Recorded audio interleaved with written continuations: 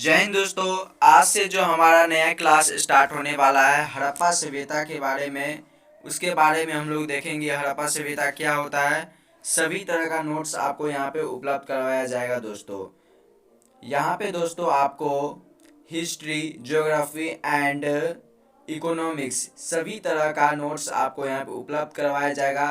साथ ही previous year question paper and question bank आपको यहाँ पे दिया जाएगा। आज से जो हमारा फर्स्ट क्लास होने वाला है हड़प्पा सभ्यता के बारे में, जो हिस्ट्री का बिहार बोर्ड का क्लास 12 का सबसे पहला लेक्चर है, जिसे हड़प्पा सभ्यता कहा जाता है, उसके बारे में आज हम लोग देखने वाले हैं। उसके क्वेश्चन एंड आंसर को, ऑब्जेक्टिव एंड सब्जेक्टिव दोनों क्वेश्चन आपको यहाँ पे उपलब्ध करवाएंगे दोस्तों। इसलिए हमारे चैनल को आपने अभी तक सब्सक्राइब नहीं किया है तो जल्दी से सब्सक्राइब कर लीजिए, ताकि सभी नोटिफिकेशन आपको उपलब्ध करवाया जाए। तो चलते हैं दोस्तों, आज से हमारा नया क्लास स्टार्ट होने वाला है 8 से। अगर आप भी 2024 में एग्ज़ाम देने वाले हैं 8 से, तो हमारे चैनल को आप ज़रूर सब्सक्राइब कर लीजिए, ताकि सभी तरह का नोटिफिकेशन आपको आ सके। आज से दोस्तों हमारा नया क्लास होने स्टार्ट जो हो गया है हड़प्पा सभ्यता। हड़प्पा सभ्यता के जितने भी ऑब्जेक्टिव एंड सब्जेक्टिव जितने भी क्वेश्चन एंड आंसर है, सभी तरह का क्वेश्चन आपको यहाँ पे उपलब्ध करवाया जाएगा। साथ ही आपको objective question and subjective question दोनों एक साथ यहाँ पे दिया जाएगा। और नवंबर दिसंबर जाते जाते आपको क्वेश्चन बैंक एंड 2009 से लेकर 2023 तक का जितना क्वेश्चन अभी तक पूछा गया है, सभी तरह का आपको यहाँ पे उपलब्ध करवाया जाएगा। इसलिए आप हमारे चैनल से जुड़ जाइए, ताकि सभी तरह का नोटिफिकेशन आपको यहाँ पे उपलब्ध करवाया जाए। दोस्तों आज से जो हमारा नया क्लास स्टार्ट हो गया है हड़प्पा सभ्यता के बारे में, तो चलते हैं। सबसे पहला हमारा क्वेश्चन जो पहला ही बनता है कि आज से कितने वर्ष पहले, दोस्तों यहाँ पे लिखा गया है कि आज से कितने वर्ष जो पहले हड़प्पा सभ्यता की खोज हुई थी, मतलब सिंधु घाटी सभ्यता की खोज हुई थी। तो 500 वर्ष पहले दोस्तों यहाँ पे खोज हुई थी। कितने वर्ष पहले? 500 वर्ष पहले खोज हुई थी। अगला क्वेश्चन है कि प्राचीन विश्व में कितनी सभ्यता का निर्माण हुआ था दोस्तों। तो प्राचीन विश्व में 4 प्रमुख सभ्यता का जो निर्माण हुआ था, वो जो है हड़प्पा सभ्यता, मेसोपोटामिया की सभ्यता, चीन की सभ्यता और मिस्र की सभ्यता।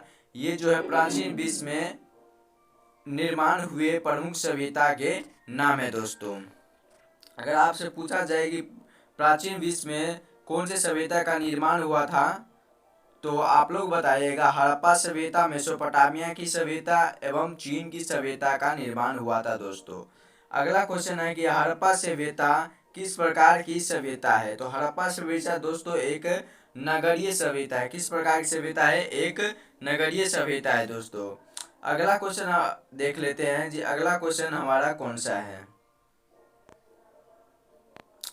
अगला क्वेश्चन है दोस्तों, हड़प्पा सभ्यता सिंधु घाटी को सभ्यता क्यों कहा जाता है। हड़प्पा सभ्यता को जो है दोस्तों सिंधु घाटी की सभ्यता क्यों कहा जाता है, इसके बारे में हम लोग का अगला क्वेश्चन है दोस्तों। देख लेते हैं अगला क्वेश्चन जो हड़प्पा सभ्यता सिंधु घाटी को सभ्यता क्यों कहा जाता है। तो यहाँ पे उत्तर लिखेंगे दोस्तों, हड़प्पा सभ्यता को सिंधु घाटी की सभ्यता इसलिए कहा जाता है क्योंकि सबसे ज़्यादा नगर जो थे सिंधु नदी के किनारे ही मिले थे दोस्तों। सबसे ज़्यादा नगर जो थे कहाँ पे मिले थे? सिंधु नदी के किनारे ही मिले थे हमें। अगला क्वेश्चन है दोस्तों, सिंधु घाटी को हड़प्पा सभ्यता क्यों कहा जाता है। सिंधु घाटी को दोस्तों हड़प्पा सभ्यता जो है क्यों कहा जाता है, क्योंकि सिंधु घाटी को हड़प्पा सभ्यता इसलिए कहा जाता है क्योंकि सर्वप्रथम हड़प्पा नगर की खोज की गई थी दोस्तों। अगर आपको एग्जाम में पूछा जाए कि सिंधु घाटी को हड़प्पा सभ्यता क्यों कहा जाता है, तो हम लोग लिखेंगे कि सिंधु घाटी को हड़प्पा सभ्यता इसलिए कहा जाता है क्योंकि सर्वप्रथम हड़प्पा नगर की खोज की गई थी दोस्तों। अगला क्वेश्चन है कि पुरातात्विक किसे कहते हैं। ये जो पुरातात्विक जो होते हैं किसे कहा जाता है। उत्तर लिखेंगे दोस्तों, वैसे विद्वान जो जमीन की खुदाई के द्वारा पुरातत्व की उत्खनन करते हैं या उत्पन्न करते हैं, उन्हें पुरातात्विक कहते हैं। वैसे विद्वान जो जमीन की खुदाई के द्वारा पुरातत्व की उत्पन्न या उत्खनन करते हैं, खुदाई करते हैं, उन्हें पुरातात्विक कहते हैं दोस्तों। अगला क्वेश्चन हमारा है कि पुरातत्व किसे कहा जाता है। ये जो है पुरातत्व किसे कहा जाता है, इसके बारे में क्वेश्चन है दोस्तों। ये बहुत ही इंपॉर्टेंट क्वेश्चन है दोस्तों, एग्जाम के रिलेटेड से बहुत ही इंपॉर्टेंट क्वेश्चन है। ये बार बार पूछा गया क्वेश्चन है दोस्तों, इसलिए इसे आप जरूर याद रखें दोस्तों। यहाँ पे लिखा गया पुरातत्व किसे कहते हैं, तो यहाँ पे उत्तर जो लिखा गया है, पुरातत्व वो विज्ञान है जिसके माध्यम से पृथ्वी के गर्भ में छिपी हुई सामग्री की खुदाई कर अतीत के लोगों के भौतिक जीवन का ज्ञान प्राप्त किया जाता है। साथ ही पुरातत्व वैज्ञानिक तत्व पर आधारित होने के कारण सर्वाधिक महत्वपूर्ण तत्व है। इसकी खुदाई के अंतर्गत प्राप्त सिक्के, स्मारक आदि की गणना जो है की जाती है दोस्तों। इसके अंतर्गत जो खुदाई में जो है बहुत चीज़ें मिली थी, जैसे स्मारक, खुदाई में मिट्टी के बर्तन भी मिले थे, सिक्के मिले थे, अभिलेख मिले थे, उसे ही पुरातात्विक कहा जाता है दोस्तों। अगर आपको पूछा जाए कि पुरातत्व किसे कहते हैं, देखिए दोस्तों, पुरातात्विक कुछ अलग हुआ। जो पुरातत्व की उत्खनन करते हैं, जो मिट्टी के बर्तन निकालते हैं जमीन के अंदर से, उन्हें पुरातात्विक कहते हैं। लेकिन पुरातत्व पुरानी वस्तु जो होती है उन्हें पुरातत्व कहते हैं। लेकिन उसका डिफिनीशन जो है इस प्रकार से आप लोग लिखिएगा कि पुरातत्व वह विज्ञान है जिसके माध्यम से पृथ्वी के गर्भ में छिपी हुई सामग्री की खुदाई कर अतीत के लोगों के भौतिक जीवन का जो है ज्ञान प्राप्त किया जा सकता है। पुरातत्व वैज्ञानिक तत्व आधारित होने के कारण सर्वाधिक महत्वपूर्ण विषय है। इसकी अंतर्गत खुदाई में प्राप्त सिक्के, स्मारक आदि की जो है गणना की जाती है। ये लोग आप लोग यहाँ पे हड़प्पा सभ्यता के बारे में, मतलब पुरातत्व के बारे में यहाँ पे लिख सकते हैं। तो चलिए अगला क्वेश्चन जो हमारा है कि हड़प्पा कहाँ था। सबसे इम्पोर्टेंट क्वेश्चन जो है हड़प्पा कहाँ था, ये आपको ऑब्जेक्टिव क्वेश्चन में पूछा जाएगा दोस्तों कि हड़प्पा कहाँ पे था। तो दोस्तों ये हड़प्पा पंजाब के मांडनगोरी जिले में स्थित था। कहाँ पे स्थित है, पंजाब के मांडनगोरी जिले में जो ये हड़प्पा जो है स्थित था दोस्तों। अगला क्वेश्चन है कि हड़प्पा सभ्यता के बाद निम्नलिखित प्रकार के नगर की खोज की गई, उसके बारे में लिखे। तो दोस्तों हड़प्पा सभ्यता के निर्माण के बाद कई प्रकार के नगर की खोज की गई, जैसे मोहनजोदड़ो, धौलावीरा इत्यादि नगर की जो खोज की गई, जो आपने थ्योरी में पढ़ा होगा, उसी को यहाँ पे क्वेश्चन बनाया गया है कि हड़प्पा के बाद निम्नलिखित प्रकार की जो नगर की खोज की गई थी उसके बारे में आपको लिखना है दोस्तों। ये बहुत ही इंपॉर्टेंट क्वेश्चन है एग्जाम के रिलेटेड से।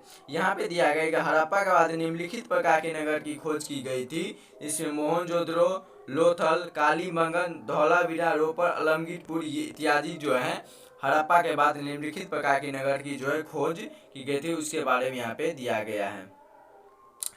अगला क्वेश्चन देख लेते हैं दोस्तों। हमारा जो अगला क्वेश्चन है कि हड़प्पा सभ्यता किस प्रकार की क्षेत्र में फैली हुई है दोस्तों। ये एक त्रिभुजाकार क्षेत्र में फैली हुई है। कौन से त्रिभुजाकार क्षेत्र में जो है दोस्तों हड़प्पा सभ्यता फैली हुई है, कौन से क्षेत्र में, ये एक त्रिभुजाकार क्षेत्र में जो है फैली हुई है। कौन सी दोस्तों, हड़प्पा सभ्यता जो है दोस्तों एक त्रिभुजाकार क्षेत्र में जो है फैली हुई है। ये एग्जाम में आपको मतलब ऑब्जेक्टिव में पूछा जाएगा। अगला क्वेश्चन दोस्तों, काल निर्णय में अस्थिकरण का सिद्धांत। बहुत ही इंपॉर्टेंट क्वेश्चन है दोस्तों। काल निर्णय में अस्थिकरण का सिद्धांत किसे कहा जाता है, काल निर्णय में अस्थिकरण का सिद्धांत किसे कहा जाता है। तो आप लोग यहाँ पे उत्तर लिखिए। सब्जेक्टिव में आपको 5 नंबर का पूछा ही जाएगा, हर साल पूछा जाता है दोस्तों। जब मैं आपको प्रीवियस ईयर क्वेश्चन पेपर करवाऊंगा तब आपको यहाँ पे मैं दिखाऊंगा काल निर्णय में अस्थिकरण का सिद्धांत कितना बार पूछा गया है। 2009 से लेके 2009 से लेके दोस्तों 2023 तक पूछा गया है प्रश्न। 2009 से लेकर 2023 तक जो है ये प्रश्न आपको पूछा गया है, काल निर्णय में अस्थिकरण। इसे आप लोग जरूर अपने मतलब ध्यान में रखिएगा। यहाँ पे उत्तर दिया गया है, किसी भी स्तर पर पुरातात्विक पहले लंबवत उत्खनन करते हैं, इससे विभिन्न सभ्यताओं की प्राचीनता का पता चल जाता है।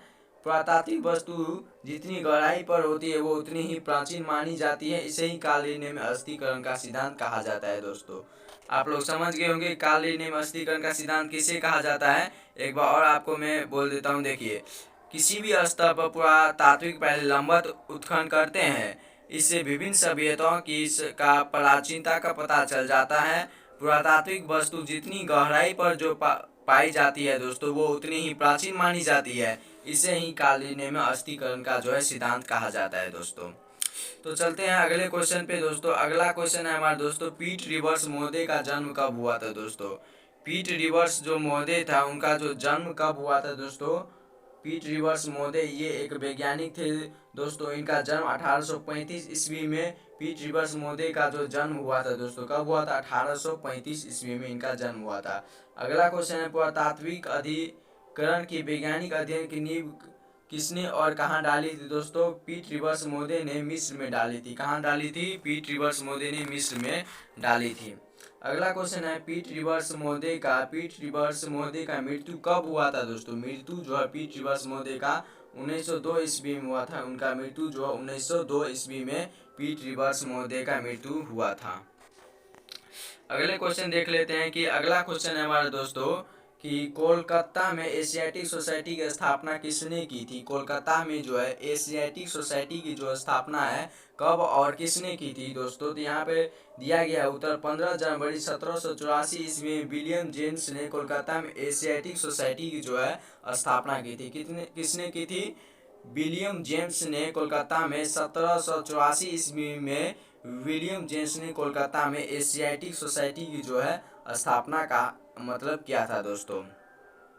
यहाँ पे देख लेते हैं, जब से विलियम जेम्स ने कोलकाता में एशियाटिक सोसाइटी की स्थापना की है तब से पूरे भारत में भारत का इतिहास जानने हेतु पुरातात्विक जो अन्वेषण दोस्तों आरंभ हुआ है।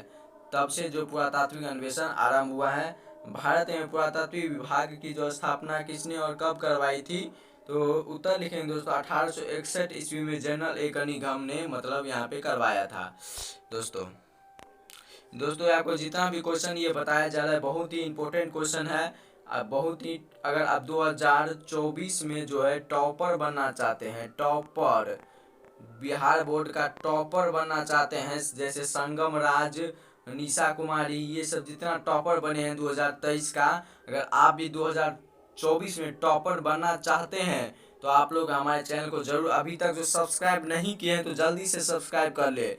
इसके बाद आपको मौका नहीं मिलेगा क्योंकि इतना आपको पढ़ाया जाएगा, बहुत ही फ्री ऑफ कॉस्ट पढ़ाया जाएगा। यहाँ पे आपको यहाँ पे अभी तो लेक्चर दिया जा रहा है, सिर्फ मतलब उनका थ्योरी बताया जा रहा है और साथ ही ऑब्जेक्टिव बताया जा रहा है। धीरे धीरे आपको समय आने पर question bank, previous year question paper, question bank और सभी तरह का नोट्स आपको उपलब्ध कराया जाएगा। अगर आपको इसका नोट्स चाहिए तो PDF लिंक में मतलब डिस्क्रिप्शन में लिंक है, वहाँ पे आप जाके इसका नोट्स भी ले सकते हैं फ्री ऑफ कॉस्ट। सब कुछ फ्री, सब पढ़ाई को दोस्तों इतना आसान बना दिया जाएगा दोस्तों आप सबके लिए कि टॉपर बना आपके लिए चुटकी का बात होगा, चुटकी का बात होगा दोस्तों, सिर्फ चुटकी का। इसलिए ध्यान से पढ़िए और मन लगा के पढ़िए।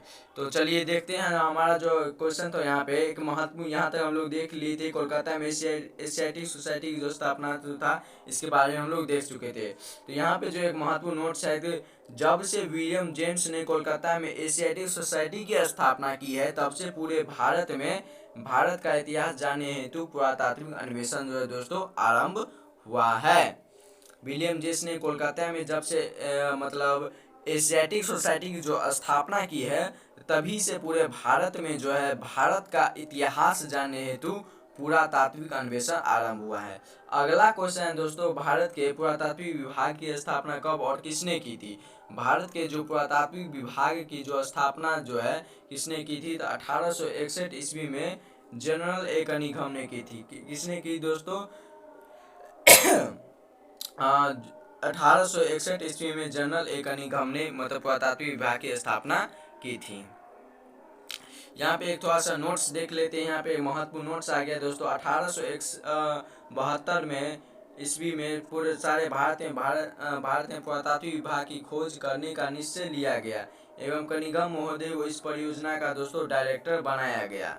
1972 ईस्वी में भारतीय पुरातात्विक विभाग के डायरेक्टर किसे बनाया गया? सर जॉन मार्शल को दोस्तों बनाया गया था। कब बनाया था? 1972 ईस्वी में भारत में पुरातात्विक विभाग की खोज करने का निश्चय किया गया एवं कनिंघम महोदय को इस परियोजना का डायरेक्टर बनाया गया।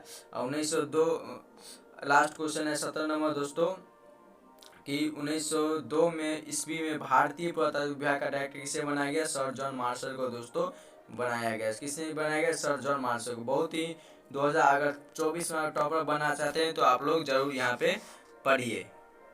चलिए अगला क्वेश्चन हम लोग देख लेते हैं दोस्तों। हमारा जो अगला क्वेश्चन जो है कि हड़प्पा सभ्यता की खोज किस डायरेक्टर के जर्नल काले काल में, ये ऑब्जेक्टिव में आपको पूछा जाएगा दोस्तों। ये अभी जो जितना मैं बताने जा रहा हूँ ये ऑब्जेक्टिव एंड सब्जेक्टिव दोनों तरह का क्वेश्चन मैं आपको बताने जा रहा हूँ दोस्तों। आपको एग्जाम में पूरा रटवा दूंगा दोस्तों, एक भी ऐसा प्रश्न नहीं होगा जो एग्जाम में आपको नहीं पूछा जाएगा। इसलिए हमारे चैनल को आपने अभी तक सब्सक्राइब नहीं किया तो जल्दी से सब्सक्राइब कर लीजिए। तो चलिए, हमारा जो क्वेश्चन था कि हड़प्पा सभ्यता की खोज किस डायरेक्टर के कार्यकाल में हुआ था दोस्तों, तो सर जॉन मार्शल जो थे हड़प्पा सभ्यता की खोज के कार्यकाल में हुआ था। अगला क्वेश्चन है दोस्तों, सर्वप्रथम हड़प्पा टीले का जो उल्लेख किसने किया था, तो सर्वप्रथम जो हड़प्पा टीले का उल्लेख जो दोस्तों 1826 ईस्वी में चार्ल्स मैसन द्वारा मतलब किया गया था। हड़प्पा सभ्यता का सर्वप्रथम उल्लेख जो है 1826 ईस्वी में चार्ल्स मैसन द्वारा किया गया था दोस्तों। अगला क्वेश्चन है, कराची से लाहौर तक रेल लाइन कब और किसके द्वारा बिछा दिया था दोस्तों, तो 1856 में जॉन ब्रिटेन और विलियम ब्रिटेन नामक व्यक्ति द्वारा बिछाया गया था दोस्तों।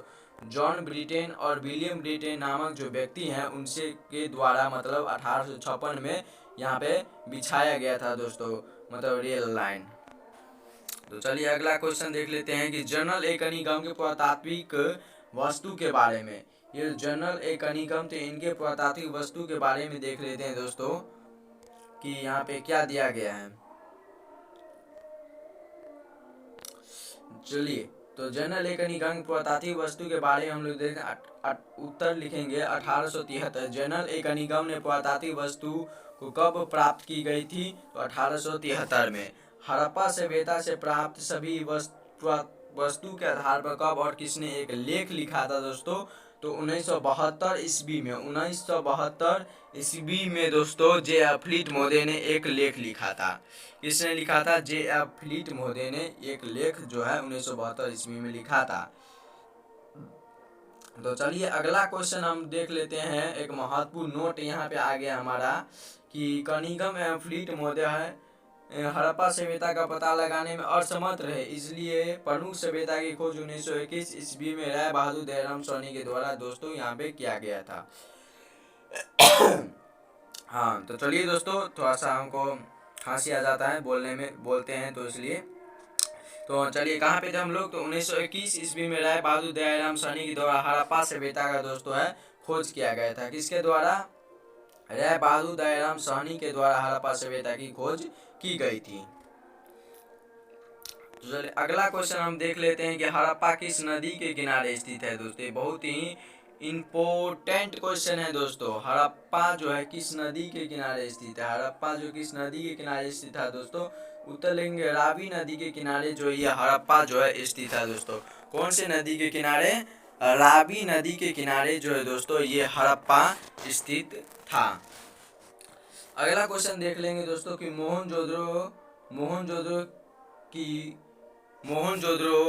की खोज कब और किसने की थी दोस्तों। मोहनजोदड़ो जो थी इसकी खोज कब और किसने की थी, तो 1922 ईस्वी में दोस्तों राखाल दास बनर्जी ने मोहनजोदड़ो की खोज की थी। तो चलिए क्वेश्चन जो हमारा था दोस्तों कि मोहनजोदड़ो कहाँ स्थित है, ये मोहनजोदड़ो कहाँ पे स्थित है दोस्तों, तो मोहनजोदड़ो जो है पाकिस्तान के सिंध प्रांत के लाड़काना जिले में जो है मोहनजोदड़ो स्थित है।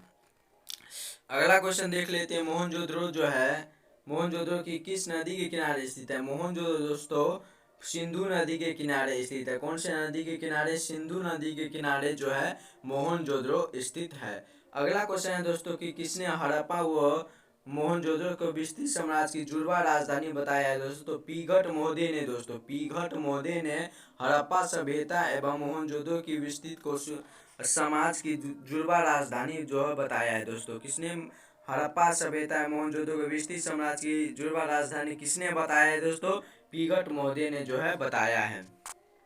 अगला क्वेश्चन दोस्तों, हड़प्पा एवं मोहनजोदड़ो की दूरी कितनी है दोस्तों, 670 किलोमीटर हड़प्पा एवं मोहनजोदड़ो की मतलब दूरी, हड़प्पा और मोहनजोदड़ो की दूरी 670 किलोमीटर है।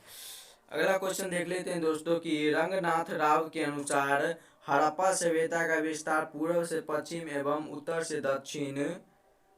से दक्षिण कितना है। पूर्व से पश्चिम 1600 किलोमीटर है और उत्तर से दक्षिण 1400 किलोमीटर है दोस्तों। पूर्व से पश्चिम जो है 1400 किलोमीटर और उत्तर से दक्षिण कितना है दोस्तों 1400 किलोमीटर है।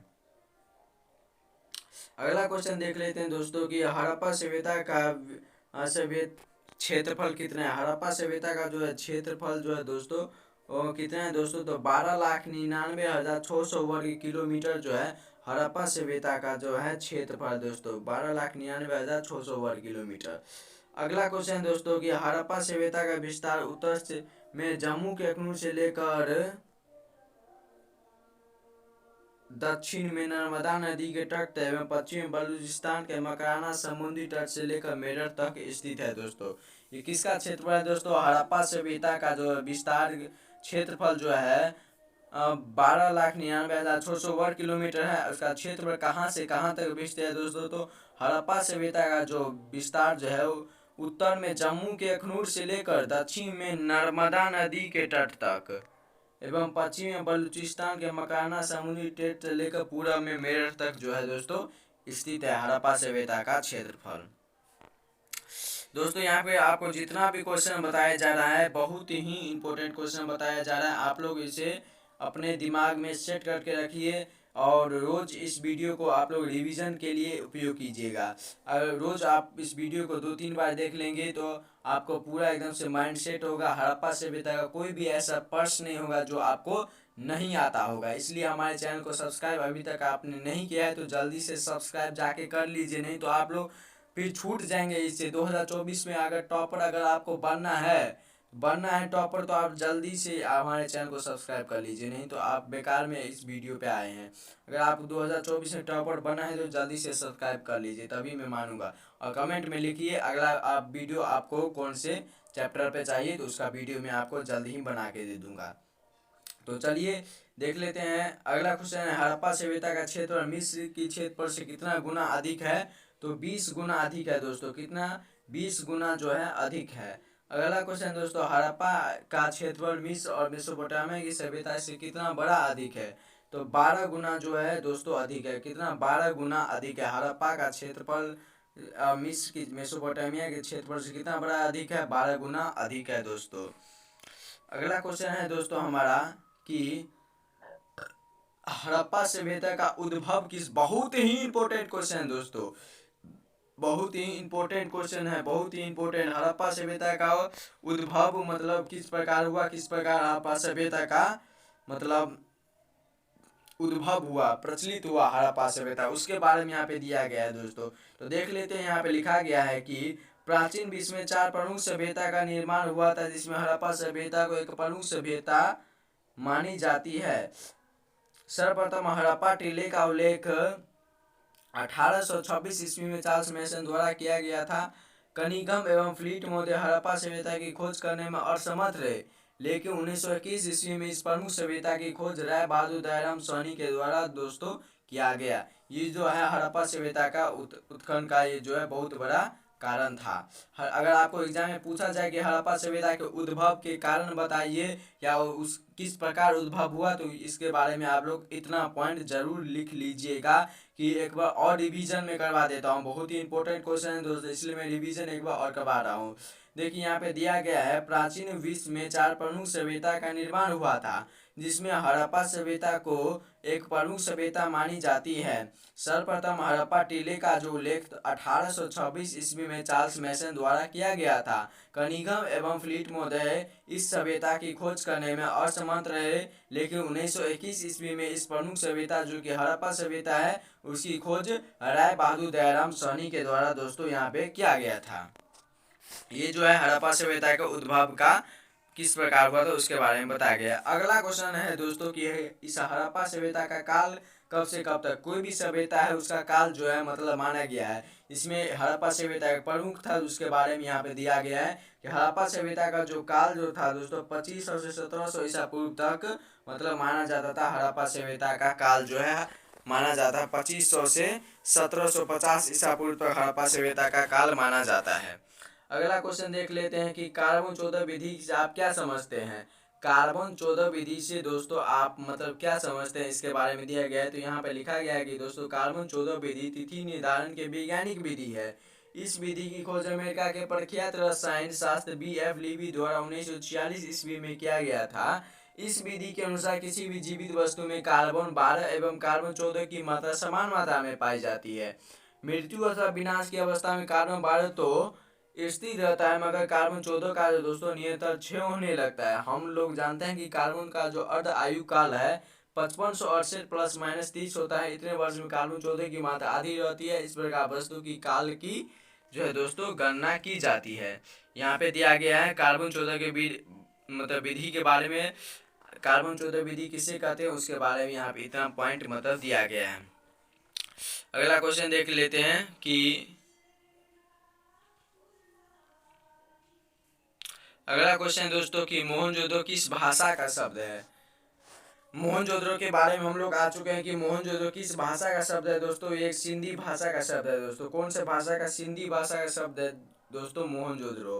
अगला क्वेश्चन है कि 1900 अगला क्वेश्चन, मोहनजोदड़ो का अर्थ क्या होता है दोस्तों। मोहनजोदड़ो का जो है अर्थ क्या होता है, तो मोहनजोदड़ो का जो अर्थ होता है मृतकों का टीला होता है दोस्तों। मृतकों का जो टीला का मतलब अर्थ होता है। अगर आपको पूछ एग्जाम में ये ऑब्जेक्टिव क्वेश्चन आपको पूछा जाएगा कि मोहनजोदड़ो के का अर्थ क्या होता है, तो आप वहाँ पे ऑप्शन रहेगा, आपको 3 ऑप्शन अलग रहेंगे। यहाँ पे एक ऑप्शन रहेगा मृतकों का टीला, तो आप वहाँ पे मृतकों का टीले पे आप लोग टिक लगाइएगा कि मोहनजोदड़ो का अर्थ क्या होता है, तो मृतकों का टीला होता है।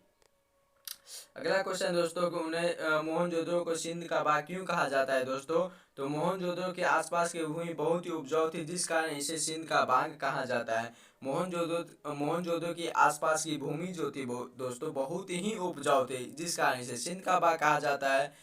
क्यों कहा जाता है? क्योंकि मतलब वहाँ के आसपास की भूमि बहुत ही उपजाऊ थी, जिस कारण उसे सिंध का बाग कहा जाता है। क्या कहा जाता है? सिंध का बाग कहा जाता है। अगला क्वेश्चन हम लोग देख लेते हैं दोस्तों, मोहनजोदड़ो से कितनी मोहरें प्राप्ति हुई है दोस्तों। 1398 मोहरें जो मोहनजोदड़ो से प्राप्त की गई है। अगला क्वेश्चन, जौ एवं गेहूं की भूसी का अवशेष कहाँ से मिलते हैं दोस्तों। तो हड़प्पा से जो है मिलता है। जौ एवं गेहूं भूसी के अवशेष कहाँ से मिलते हैं, तो हड़प्पा से मिलता है। अगला क्वेश्चन दोस्तों कि RH-37 कब्रिस्तान कहाँ से प्राप्त किया गया है दोस्तों। RH-37 कब्रिस्तान तो हड़प्पा से प्राप्त की गई है। ये जो है हड़प्पा से प्राप्त की गई है। तो मनके बनाए कारखाना कहाँ से प्राप्त किया गया है दोस्तों। चूहनदोर से प्राप्त किया गया है। मोहनजोदड़ो एवं चूहनदोर के बीच की दूरी कितनी है दोस्तों, तो 128 किलोमीटर। 128 किलोमीटर इसकी बीच की दूरी है। अगला क्वेश्चन हम देख लेते हैं कि गोदी बंदरगाह का प्रमाण कहाँ से प्राप्त किया गया है दोस्तों। गोदी जो बंदरगाह है उसका प्रमाण कहाँ से प्राप्त किया गया है, तो लोथल से प्राप्त किया गया है दोस्तों। लोथल जो है वहाँ से गोदी बंदरगाह का प्रमाण जो है मतलब प्राप्त किया गया है। ये लोथल कहाँ पे दोस्तों, तो लोथल जो है गुजरात में है दोस्तों। ये बहुत ही ऑब्जेक्टिव क्वेश्चन में आपको यहाँ पे ये छोटे ऑब्जेक्टिव क्वेश्चन में आपको 1 नंबर में पूछे जाएंगे कि लोथल कहाँ पे है। तो लोथल जो दोस्तों गुजरात में स्थित है। हल से जुते हुए खेत के साक्ष्य कहाँ से मिले थे दोस्तों, तो ये कालीबंगन से मिला था। हल काली मतलब मिट्टी देखिए दोस्तों काली होती है।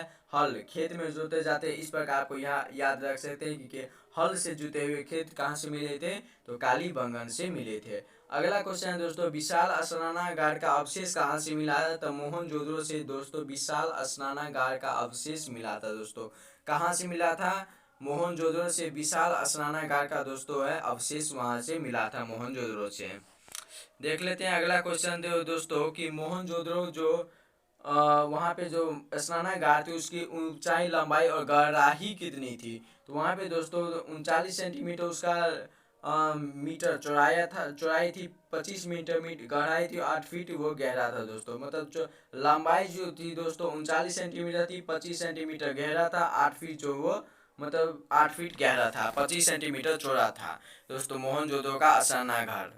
मतलब स्नानागार वहाँ जहाँ पे आप लोग जैसे पोखर बोलते हैं या नदी बोलते हैं, वहाँ उसी का मतलब मोहनजोदड़ो में एक स्नानागार था, उसके लंबाई के बारे में यहाँ पे बात की जा रही है।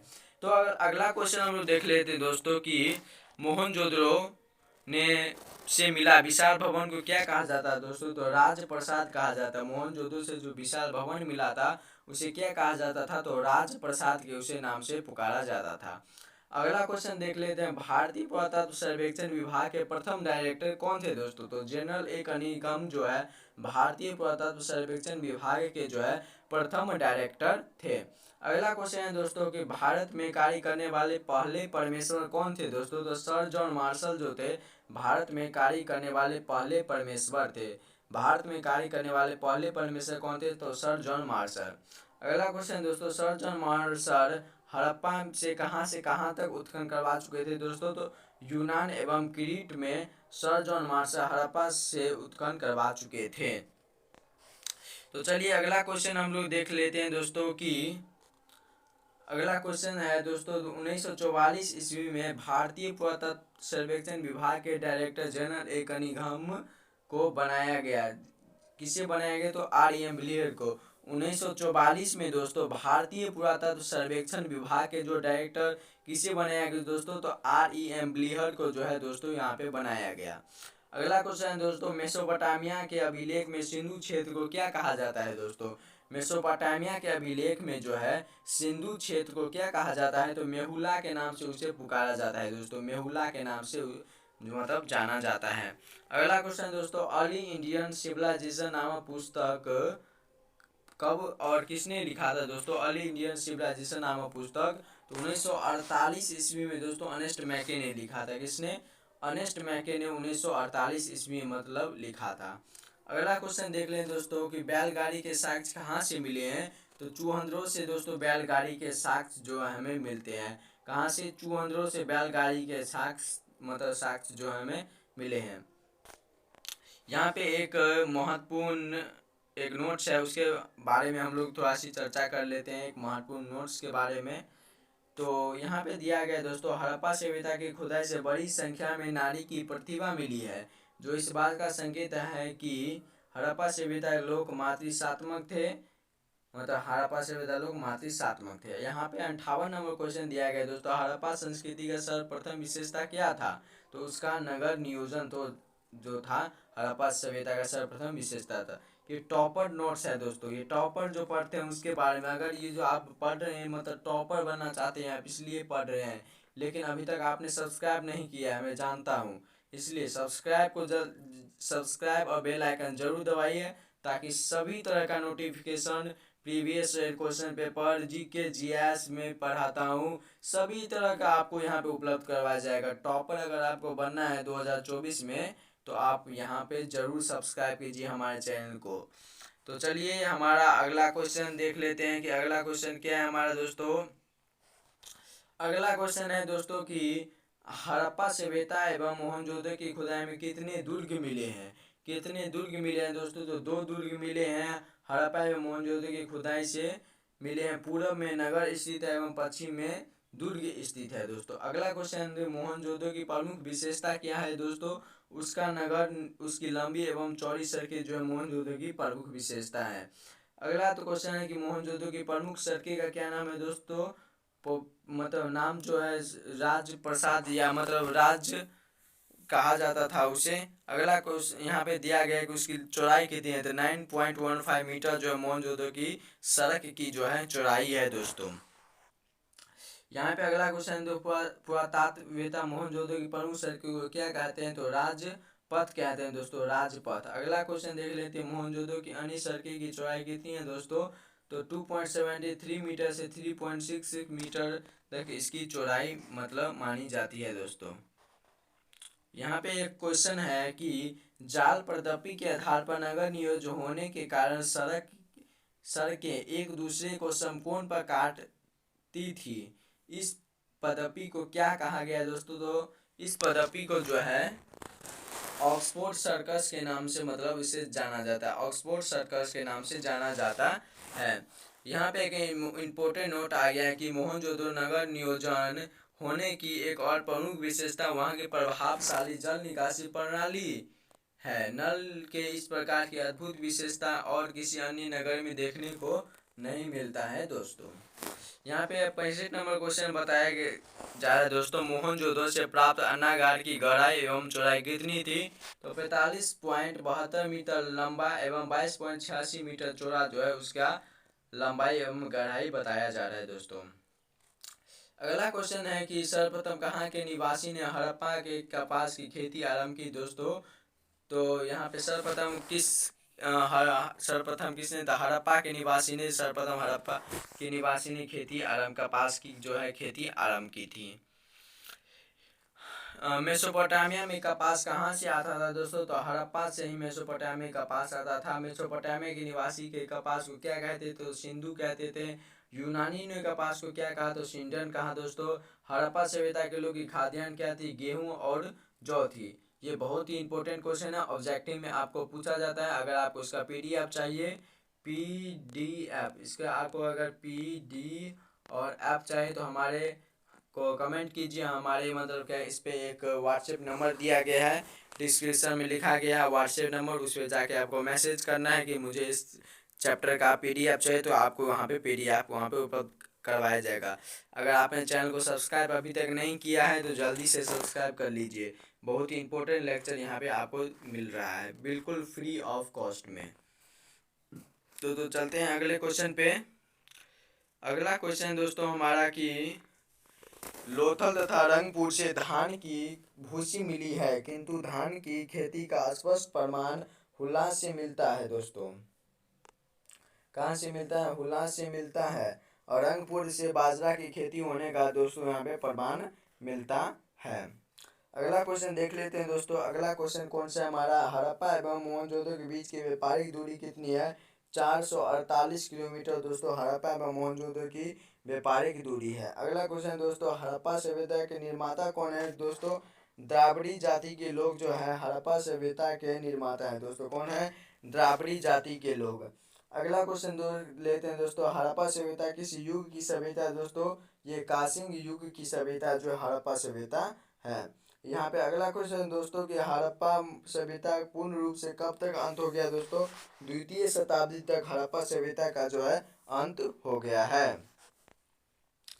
अगला क्वेश्चन देख लेते हैं दोस्तों। अगला क्वेश्चन कौन सा है हमारा, अगला क्वेश्चन दोस्तों, किसने हड़प्पा एवं मोहनजोदड़ो को एक विस्तृत मतलब किसके कारण जो यहाँ पे दिया गया है दोस्तों कि हड़प्पा सभ्यता का एकमात्र कारण नदी का बाढ़ है, तो सर्वश्री मार्शल और मैके के अनुसार जो है हड़प्पा सभ्यता का एकमात्र कारण नदी का जो है बाढ़ बताया गया है दोस्तों। अगला क्वेश्चन है कि किसके अनुसार हड़प्पा सभ्यता के पतन का कारण बाहरी आक्रमण माना जाता है, तो मार्टिन ब्लियर और गार्डन चाइल्ड के अनुसार जो हड़प्पा सभ्यता का जो पतन का कारण जो है बाहरी आक्रमण माना जाता है। अगला क्वेश्चन दिया गया है दोस्तों, किसके अनुसार जलवायु परिवर्तन को हड़प्पा संस्कृति का विनाश का कारण माना जाता है दोस्तों, RAN स्टैन NAN घोष को जो हड़प्पा सभ्यता को जलवायु का परिवर्तन कारण माना जाता है। अगला क्वेश्चन दोस्तों, किसके अनुसार 1560 ईस्वी पूर्व में आर्य ने आक्रमण कर हड़प्पा सभ्यता को ध्वस्त किया एवं उसके नगर को एवं वहाँ के लोगों को मार डाला दोस्तों, तो उत्तर लिखेंगे मार्टिन ब्लिहर के अनुसार जो है ये हुआ था। जलवापन के कारण हड़प्पा सभ्यता के पतन के कारण किसने मारा दोस्तों, KR कैनेडी ने। दोस्तों आज हमारा यहाँ तक क्लास हो गया है, और दूसरा पार्ट के लिए हमारे चैनल को आप सब्सक्राइब कर लीजिए और हमें कमेंट कीजिए। अगर आपको उसका पीडीएफ चाहिए, पीडीएफ नोट्स चाहिए, तो डिस्क्रिप्शन में दोस्तों लिंक है यहाँ पे, तो वहाँ पे जाके आप यहाँ पे देख सकते हैं दोस्तों। तो ये वीडियो आपको कैसा लगा तो हमें ज़रूर कमेंट करके बताएं। साथ ही आपको मैं सभी तरह का यहाँ पे पीडीएफ नोट्स यहाँ पे उपलब्ध करवाने जा रहा हूँ। अगर आप 2024 में एक टॉपर बनना चाहते हैं, अगर हमारे चैनल से आप लोग जुड़ना चाहते हैं तो जल्दी से सब्सक्राइब कर लीजिए, ताकि आप बिहार बोर्ड में जो टॉपर बनने का आपका जो सपना है पूरा हो जाए। आपको दोस्तों यहाँ पे हिस्ट्री, ज्योग्राफी एंड पॉलिटिकल ये तीनों सब्जेक्ट का एंड इकोनॉमिक्स तीनों सब्जेक्ट का full notes, previous year question paper किस तरह से आप पढ़ेंगे, सभी तरह का। अगर आप हमारे चैनल से जुड़ गए ना दोस्तों, समझिए 2024 में आप बोर्ड में फोड़ेंगे दोस्तों। बहुत ही अच्छा तरह से नंबर आप ला सकते हैं आर्ट्स में। आर्ट्स कोई अच्छा सब्जेक्ट मतलब कोई मतलब आदमी से बोलता है आर्ट्स एक मतलब जो वही लेते हैं जो मतलब कहता है नालायक बच्चे होते हैं जिसे पढ़ने में मन नहीं लगता। लेकिन आर्ट्स जो है दोस्तों एक ऐसा सब्जेक्ट है जो किसी भी तरह का कंपटीशन एग्ज़ाम निकालने में मददगार होता है, क्योंकि आर्ट्स से ही 70 से 80% क्वेश्चन जो है आर्ट्स से ही पूछे जाते हैं, ताकि आपको सभी तरह का क्वेश्चन उपलब्ध करवाया जाएगा यहाँ पे इसलिए हमारे चैनल को आप सब्सक्राइब कर लीजिए। आपको कैसा लगा वीडियो तो हमें कमेंट में ज़रूर बताएं। अच्छा लगा तो कमेंट जो में और बताएं, और सब्सक्राइब हमारे चैनल को अभी तक आपने नहीं किया है तो जल्दी से सब्सक्राइब भी कर दे दोस्तों, ताकि सभी नोटिफिकेशन आपको यहाँ पे उपलब्ध हो। तो जय हिंद, जय भारत।